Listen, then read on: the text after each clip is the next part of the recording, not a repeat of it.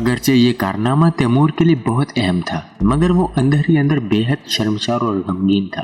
اس کی ساری خوشیاں اس ایک لڑکی نے چھین لی تھی جو کسی سہارا کی طرح اس کے حواس پر چھا گئی تھی۔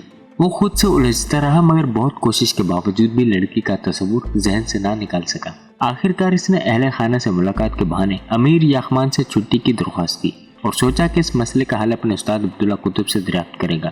امیر یاخمان نے تیمور کی درخواست بخوشی منظور کر لی اور وہ کیش پہنچ کر سیدھا اپنے استاد عبداللہ قطب کی خدمت میں حاضر ہو گیا۔ عبداللہ قطب اسے دیکھ کر بہت خوش ہوئے اور کہنے لگے، ماشاءاللہ، دیکھتا ہوں کہ اب میرا شاگرد ایک گبرو مرد میں تبدیل ہو چکا ہے۔ مگر تیمور نے افسردہ چہرے کے ساتھ کہا، استاد محترم، یہ گبرو مرد ایک نکارا انسان ہے اور کسی بچے کے برابر بھی طاقت نہیں رکھتا۔ میں آپ کو یہ بتانے آیا تھا کہ میں اپنے ضمیر کے ہاتھوں نادم ہو کر خودکشی کرنے کا سوچ رہا ہوں۔ عبداللہ قطب حیران ہوئے اور تیمور سے اصل واقعہ دریافت کیا۔ تیمور نے سارا ماجرا کہہ سنایا، جس پر عبداللہ قطب کچھ دیر مسکراتے رہے اور پھر نصیحت کے انداز میں کہنے لگے، بیٹے، تم اپنے اندر یہ جو تبدیلی محسوس کر رہے ہو، دراصل یہ وہ کیفیت ہے جو اللہ تعالیٰ ہر جوان لڑکے اور لڑکی کے اندر ایک خاص مقصد کے تحت پیدا کرتا ہے تاکہ وہ ازدواجی بندھن میں بندھنے کے لیے آمادہ ہو جائے اور نسل انسانی کو آگے بڑھائے۔ اگر یہ کیفیت پیدا نہ ہو تو کوئی مرد کسی عورت میں دلچسپی نہ لے اور کوئی عورت بھی کسی مرد کو آنکھ اٹھا کر نہ دیکھے۔ اس قدر قدرت کا نظام معطل ہو کر رہ جائے گا کہ نسل انسانی میں اضافہ ممکن نہ ہو سکے گا۔ لہٰذا اے تیمور، تجھے خود سے نادم نہیں ہونا چاہیے، کیونکہ تیری عمر کو پہنچنے والا ہر انسان اسی ہی کیفیت میں مبتلا ہو جاتا ہے۔ دراصل تیری حالت اس بات کی طرف اشارہ کرتی ہے کہ تیری شادی کا وقت قریب آ پہنچا ہے، لہٰذا تو اپنے والد سے بات کر کہ وہ تیرے لیے اس لڑکی کا ہاتھ مانگ لے۔ تیمور نے شرم سے سر جھکا کر کہا، یہ بات میں اپنے والد سے نہیں کہہ سکتا، مجھے شرم آتی ہے، تو پھر میں تیرے والد سے اس بارے میں بات کرتا ہوں اور ان سے کہتا ہوں کہ وہ اس لڑکی کو تیری دلہن بنانے کا بندوبست کرے۔ اس کے بعد عبداللہ قطب نے واقعی تیمور کے والد کو اس کام کے لیے رضامند کیا اور وہ مونی صورت لڑکی جس نے تیمور کی حالت دگرگوں کرتی تھی اور خیمے کے اوٹ سے آنکھوں کے ذریعے اس کے دل پر قابض ہو چکی تھی، نکاح کے ذریعے اس کے گھر میں آ گئی۔ شادی کے بعد تیمور کی بے چینی اور اضطراب کا خاتمہ ہو گیا اور وہ آسودہ خاطر ہو کر اپنے فرائض میں منصبی دوبارہ سنبھالنے کے لیے تیار ہو گیا۔ امیر یاخمان کی موت اور ارسلان سے ٹکراؤ۔ سن 756 ہجری میں تیمور کی عمر 20 برس ہو چکی تھی۔ اب وہ خود کو اتنا جری اور باقوت محسوس کرنے لگا کہ اپنے سے زیادہ اور آزمودہ کار پہلوانوں کو شکست دے سکتا تھا۔ اس کے پنجے اس قدر فولادی اور قوی ہو چکے تھے کہ دور و نزدیک کسی کو اس سے پنجہ لڑانے کی ہمت بھی نہیں ہوتی تھی۔ امیر یاخمان کے سارے سپاہی اور منصبدار بھی تیمور سے ڈرتے اور اس کی ایسے اطاعت کرتے کہ اس طرح امیر یاخمان کی اطاعت بھی نہ کر پاتے تھے۔ تیمور نے فوج کے سپاہیوں کو مشقیں کرانے کا خصوصی انتظام کر رکھا تھا، تاہم جمعے کے روز انہیں چھٹی دے دیا کرتا تاکہ وہ سب جمعے کی نماز باجماعت ادا کر سکیں۔ جیسا کہ پہلے ذکر ہو چکا ہے، امیر یاخمان کا ایک بھتیجا بھی تھا جس امیر ہمیشہ خوفزدہ رہتا تھا۔ اسے ڈر رہتا تھا کہ کہیں اس کا بھتیجا سے قتل نہ کر دے۔ تیمور حیران تھا کہ آخر امیر یاخمان کو یہ خوف کیوں لاحق تھا، مگر بعد میں سے اس کی اصل وجہ معلوم ہو گئی۔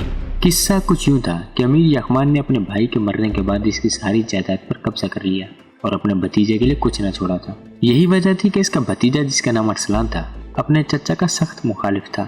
اس کے سینے میں اپنے چچا کے لیے نفرت، حسد اور انتقام کی آگ بھڑک رہی تھی۔ تیمور کو خبر ملی تھی کہ ارسلان اس کے خلاف اپنے چچا کے کان بھرتا رہتا ہے اور اسے کہتا رہتا ہے کہ وہ تیمور کو ملازمت سے فارغ کر دے۔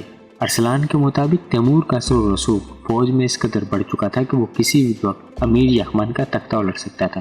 دراصل وہ تیمور سے حسد کرنے لگا تھا اور اس کی سپہ سلاری کی صلاحیتوں سے خوف زدہ تھا۔ تاہم ارسلان کے بھڑکانے کے باوجود امیر یاخمان نے تیمور کے خلاف کوئی کارروائی نہ کی، بلکہ اس پر پورا بھروسہ کرتا رہا اور فوج کی کمان اسے سونپی رکھی۔ اب ارسلان کو تیمور سے اور زیادہ نفرت ہونے لگی۔ جب کبھی ان دونوں کا آمنا سامنا ہوتا تو ارسلان حقارت بھری نظروں سے تیمور کو دیکھتا اور کترا کر نکل جاتا۔ حقیقت میں وہ اسے راستے سے ہٹانے کی تدبیریں سوچ رہا تھا۔ خدا کی کرنی یہ ہوئی کہ 756 ہجری ربیع الاول کے مہینے میں مارچ 1355 امیر یاخمان کا انتقال ہو گیا۔ وہ کافی عرصے سے ذیابطیس کے مرض میں مبتلا تھا۔ ابھی امیر یاخمان کو سپرد خاک نہیں کیا گیا تھا کہ ارسلان نے، جو امیر کے بعد اس کا واحد وارث تھا، بھرے مجمع میں تیمور کو مخاطب کرتے ہوئے کہا، اے تیمور ترکائی، میں امیر کی حیثیت سے پہلا حکم جاری کرتے ہوئے آج سے تجھے اپنی فوج کی سپہ سلاری سے معزول کرتا ہوں۔ آج کے بعد میری فوج میں تیرے لیے کوئی جگہ نہیں۔ تیمور کو ارسلان کی اس حرکت سے سخت رنج پہنچا۔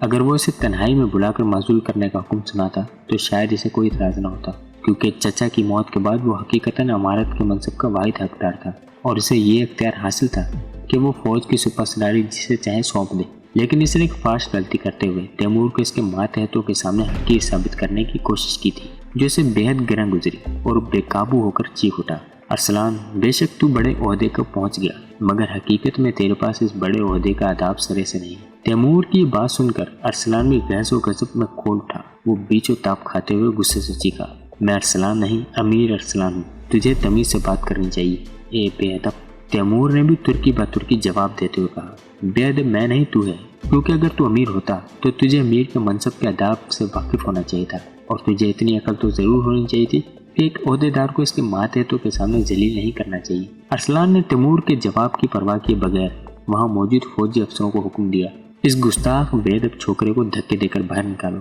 تیمور جس وقت صرف 20 برس کا جوان تھا، یہ توہین آمیز جملے سن کر غصے سے بے قابو ہو گیا اور بے اختیار تلوار سیدھی کر کے ارسلان کی طرف جھپٹ پڑا۔ وہاں موجود بعض فوجی افسروں نے ارسلان کی حمایت میں اپنی تلواریں برآمد کر لی اور تیمور کے راستے میں دیوار بن کر کھڑے ہو گئے۔ وہ نہیں جانتے تھے کہ تیمور کس قدر نڈر اور بہادر ہے اور اسے تلوار چلانے میں کس قدر مہارت حاصل ہے۔ اگر وہ اس بات سے باخبر ہوتے تو ہرگز تیمور کے سامنے کھڑے ہونے اور اپنی جانوں کو خطرے میں ڈالنے کی حماقت نہ کرتے۔ تیمور کی تلوار کے پہلے ہی وار نے ایک افسر کے دائیں ہاتھ کو اس کے بدن سے الگ کر دیا۔ تلوار اس کے ہاتھ سے چھوٹ گئی اور وہ درد کی شدت سے دوہرا ہو کر زمین پر گر گیا۔ تیمور نے اسی لمحے انتہائی چابک دستی سے جھک کر زمین پر پڑی تلوار بائیں ہاتھ سے تھام لی۔ اب اس کے دونوں ہاتھوں میں تلواریں تھیں اور وہ کسی ناگہانی بلا کی صورت اختیار کر گیا تھا۔ تیمور نے اپنی گرجدار آواز میں ارسلان کو للکارا، اے ارسلان، اگر تو واقعی امیر ہے تو پھر اپنی جگہ پر ٹھہرا رہے اور میرا مقابلہ کر۔ اگرچہ اس وقت تیمور اور ارسلان کے درمیان بہت سے فوجی افسر تلواروں کے ساتھ مقابلہ کر رہے تھے، مگر تیمور نے دیکھا کہ ارسلان کے چہرے پر ہوائیاں اڑنے لگی تھی۔ کچھ ہی لمحوں میں تیمور اور ارسلان کے درمیان تلواریں چلانے والے فوجی افسر ایک ایک کر کے ڈھیر ہونے لگے اور تیمور دونوں ہاتھوں سے تلوار چلاتا ہوا ارسلان تک جا پہنچا۔ ارسلان نے جب تیمور کی دونوں تلواروں سے خون ٹپکتا دیکھا اور اس کے کپڑوں کو اپنے فوجی افسروں کے خون سے رنگین پایا تو وہ بے حد خوفزدہ ہو گیا اور اپنی دروازے کی طرف بھاگ کھڑا ہوا۔ تیمور نے اس کا تعاقب نہیں کیا بلکہ جان بوجھ کر اسے بھاگنے دیا۔ پھر اس نے وہاں موجود سپاہیوں کو مخاطب کرتے ہوئے پوچھا، بتاؤ ہم دونوں میں سے اصل امیر کون ہے؟ میں جو یہاں تمہارے درمیان موجود ہوں یا وہ جو چوہے کی طرح دم دبا کر بھاگ رہا ہے؟ پھر اس نے سپاہیوں اور افسروں کو مخاطب کرتے ہوئے کہا، اگر تم لوگ بہادری اور مردانگی کی قدر و قیمت پہچانتے ہو تو اس بزدل اور بھگورے شخص کی حکمرانی قبول نہ کرو بلکہ ماضی کی طرح میرے ماتحت رہ کر کام کرو۔ میں تم سب کو نہ صرف باقاعدہ تنخواہیں دوں گا بلکہ تمام سہولیات بھی فراہم کروں گا۔ اس وقت 11 فوجی افسر زمین پر اوندے گرے ہوئے تھے، جن میں سے 4 اپنی جانیں گنوا چکے تھے اور 7 شدید زخمی تھے۔ زخمی افسروں نے فوراً کہا، اے تیمور، ہم تیری سپہ سالاری قبول کرتے ہیں اور آئندہ تیری اطاعت کریں گے بشرطے کہ تو ہمارے لیے مناسب وظیفہ مقرر کر دے۔ چنانچہ اس دن کے بعد امیر یغمان کی فوج تیمور کے ہاتھ میں آ گئی اور اس کی ساری جائیداد پر بھی اس کا قبضہ ہو گیا۔ ارسلان خوف کے باعث تیمور کے سامنے آنے کی ہمت نہ کر سکا، لیکن تیمور نے امیر کے عہدے کا آداب بچا لاتے ہوئے امیر یغمان کی آدھی جائیداد ارسلان کو بخش دی تاکہ وہ باقی زندگی آرام سے گزار سکے۔ اس کے بعد بھی تیمور نے ارسلان کو جان و مال کے حوالے سے کوئی غضب نہ پہنچائی۔ کچھ عرصے بعد تیمور کو ایک خط موصول ہوا۔ یہ خط ارسلان کا تحریر کرتا تھا، جس میں اس نے لکھا تھا کہ میں ایک گناہ گار ہوں، خدا بھی گناہ گاروں کی توبہ قبول کر لیتا ہے، لہٰذا اے تیمور تو بھی میری توبہ قبول کر لے۔ تیمور نے اسے جواباً لکھا کہ میں تیری توبہ قبول کرتا ہوں اور اگر تو مجھے ایک خط نہ بھی لکھتا تو بھی میری طرف سے تجھے کسی قسم کا کوئی نقصان نہیں پہنچنا تھا، مگر میں اس دن کے تیرے ذلت امیز جملوں کو کبھی نہیں بھول سکتا جو تو نے میرے ماتحتوں کے سامنے مجھے کہے تھے۔ تیمور کے بقول وہ مذہب کا پابند تھا، نماز قضا نہ کرتا اور شراب کو چھوتا تک نہیں تھا، علماء دین کو احترام اور عزت و تکریم کی جگہ دیتا اور ان سے اہم معاملات میں مشورے کیا کرتا تھا، اگرچہ کچھ علماء کو اپنے ساتھ رکھتا تھا۔ تیمور حافظ قرآن ہونے کے ساتھ ساتھ آیات قرآنی کی شان و نزول سے بھی واقفیت رکھتا تھا۔ وہ اپنے ساتھ سفر میں خاص طور پر تیار کرائی لکڑی کی ایک مسجد رکھتا تھا جسے بآسانی جوڑا یا کھول کر کسی دوسری جگہ منتقل کیا جا سکتا تھا۔ سن 757 ہجری بمطابق 1356 میں جب تیمور کی عمر 21 برس تھی، وہ موسم خزاں میں اپنے چند ساتھیوں کو لے کر شکار کی گشت سے نکلا۔ اس کے کچھ ساتھی صحرائی جانوروں کو سمرقند کے شمال کی طرف پھنکرانے لگے اور خود تیمور باقی ساتھیوں کے ساتھ اس جگہ بیٹھ گیا جہاں سے ہنکائے ہوئے جانوروں کو بہرحال گزرنا تھا۔ جس علاقے میں وہ شکار کر رہے تھے وہاں ایک قبیلے کرولو تائی کا بسیرا تھا جب وہ لوگ شکار کر رہے تھے تو قبیلے والوں نے ان کا راستہ روک لیا اور ان سے کہا کہ تم لوگوں کو اس علاقے میں شکار کرنے کا حق نہیں پہنچتا۔ تیمور نے وجہ دریافت کی تو قبیلے والے کہنے لگے کہ چونکہ یہ علاقہ ہمارا ہے اس لیے کسی اور کو یہاں آنے اور یہاں شکار کھیلنے کا حق نہیں ہے۔ تیمور نے غور کیا مگر اسے اس جگہ کسی کی ملکیت کے کوئی آثار نظر نہیں آئے۔ چنانچہ اس نے قبیلے والوں سے کہا کہ یہاں تمہاری ملکیتی زمین کے کوئی ثبوت نہیں ہے۔ اگر تم لوگ یہاں کھیتی باڑی کرتے ہو یا گھر بناتے ہو تو اس کا ثبوت پیش کرو، لیکن میں دیکھتا ہوں کہ یہ زمین ایک بیابان ہے جس کا کوئی مالک نہیں ہے، اور جس کا کوئی مالک نہ ہو اس زمین پر ہر کسی کا حق نہیں بنتا۔ مگر قبیلے والے بزد رہے کہ یہ جگہ ان کی ہے اور یہاں شکار کرنے والوں کو وہ قتل کر دیں گے یا پھر اسے جرمانہ ادا کرنا ہوگا۔ اس وقت شکار گاہ میں تیمور کے ساتھ صرف 6 آدمی تھے، جبکہ قبیلے والوں کی تعداد 50 سے زیادہ تھی۔ اگرچہ تیمور کے سپاہی اس علاقے میں موجود تھے مگر وہ ان سے دور تھے اور بروقت ان تک نہیں پہنچ سکتے تھے۔ تیمور کے ساتھی اچھی طرح جانتے تھے کہ ان کا سپہ سالار کتنا بہادر اور اجری ہے اور اگر ضرورت پڑی تو تلوار چلانے سے گریز نہیں کرے گا۔ تاہم تیمور کوشش کر رہا تھا کہ بات چیت جھگڑے کی صورت اختیار نہ کرے، لہٰذا کچھ سوچ کر اس نے کہا کہ ہم نے جو جانور شکار کیے ہیں وہ تمہارے حوالے کر دیتے ہیں، لہٰذا تم ناراض نہ ہو۔ مگر قبیلے والوں نے تیمور کی اس پیشکش کو حقارت سے ٹھکرا دیا اور بولے تمہیں جرمانہ ادا کرنا ہوگا، اور وہ بھی 1000 سونے کے سکے۔ تیمور نے انہیں سمجھانے کی کوشش کی کہ وہ شکار کر کے آئے ہیں، انہیں سکے کیسے دے سکتے ہیں۔ اس پر قبیلے والے مزید جری ہو کر بولے تو پھر ہم تم لوگوں کو گرفتار کر کے اپنے قبیلے میں لے چلتے ہیں تاکہ تم کسی کو بیچ کر سونے کے سکے منگوا لو، ورنہ جان گنوانے کے لیے تیار ہو جاؤ۔ بات نہ چاہتے ہوئے بھی بگڑ گئی تھی۔ تیمور نے اپنے ساتھیوں کو اشارہ کیا کہ لڑائی کے لیے تیار ہو جاؤ۔ تیمور اور اس کے ساتھی گھوڑوں سے اتر چکے تھے، تاہم ان کے پاس شکار کے آلات تھے جو کہ لڑائی میں کام آ سکتے تھے۔ تیمور نے اپنے ساتھیوں کو ہوشیار کرتے ہی فوراً جست لگائی اور گھوڑے پر سوار ہو گیا۔ پھر اس نے چند تیر دانتوں میں دبا کر کمان ہاتھ میں تھام لی۔ اس کے ساتھ ہی اس کے جیسے چلاک اور زیرک نہیں تھے۔